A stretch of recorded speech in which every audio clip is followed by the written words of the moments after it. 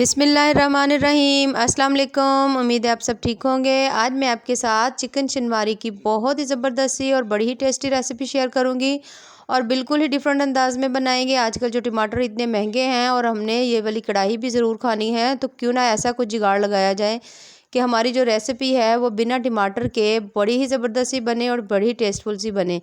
चलें जी, ज़बरदस्त स्टार्ट करते हैं। सबसे पहले मैंने लिया है 1 कप। मैंने इसमें घी या कुकिंग ऑयल जो भी आपके पास हो आप लें, क्योंकि इसमें थोड़ा सा घी जो है वो ज़्यादा डलता है। उसके साथ ही चिकन जो है मैंने डाल दिया है। एक उसमें मेरे पास 1 kg था।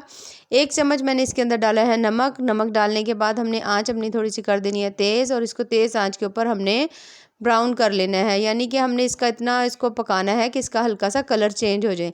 ये देखिए इसका कलर काफ़ी हद तक चेंज हो चुका है। इसको मैंने 4 से 5 मिनट तक अच्छी तरह से फ्राई कर लिया था।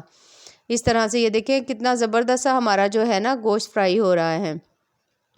इतनी महंगी जो कढ़ाई हम बाज़ार से खाते हैं, तो क्यों ना इस तरह घर में ही बनाई जाए। और आजकल टमाटर वैसे ही बहुत ज़्यादा महंगे हैं, तो क्यों ना ऐसी कोई ट्रिक लगाई जाए कि ज़बरदस्त सी हमारी जो चिकन शनवारी है जो रेसिपी वो रेडी हो। अच्छा, ये देखिए जैसे ही ये हमारा जो है वो ब्राउन हो जाएगा हमारा गोश्त हल्का हल्का सा, तो इसके अंदर हमने डालना है केचप।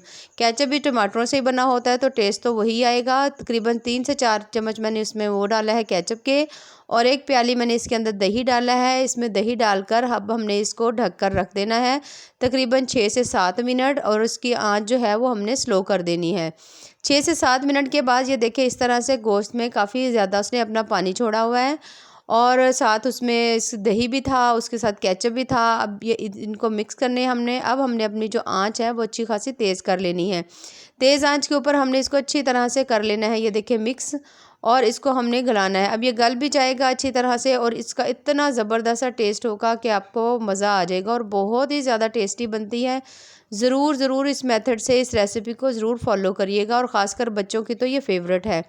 1 चम्मच हमने डाल देना है अदरक लहसुन का फ्रेश जो पेस्ट होता है वो, और इससे क्योंकि हम लोग फ्रेश में ज़्यादा डालती हूँ, इससे बहुत ही ज़्यादा अच्छी सी खुशबू आती है। ये देखिए माशाल्लाह कितना ही ज़बरदस्त सा हमारा जो गोश्त है वो फ्राई हो रहा है। साथ साथ उसके हमने चम्मच चलाते जाना है, और ये देखिए इसका कलर भी काफ़ी ज़्यादा चेंज हो गया है। बहुत ही ज़्यादा टेस्टी बनता है, बहुत ही ज़्यादा मज़े का बनता है। इतना मज़े का बनता है कि आप बाज़ार वाली तो रेसिपी जो है ना वो आप भूल ही जाएँ। अब तकरीबन जब हमने इसका एंड हो रहा होगा तो हमने तब डालनी है इसमें काली मिर्च। काली मिर्च पहले नहीं डालेंगे क्योंकि इससे इसका कलर जो है ब्लैक हो जाएगा। 1 चम्मच उसके साथ ही मैंने इसमें ज़ीरा पाउडर डाल दिया है। इन तमाम चीज़ों को डालकर अब हमने दोबारा से इसको भूनना है तकरीबन 2 से 3 मिनट। ये देखिए अच्छी तरह से हमने इनको ये देखो भून लेना है। बहुत ज़बरदस्ती रेसिपी है, बहुत मज़े की है। अगर आपने एक दफ़ा बनाई तो आप वाक़ई कहेंगे कोई चीज़ लाजवाब बनी है।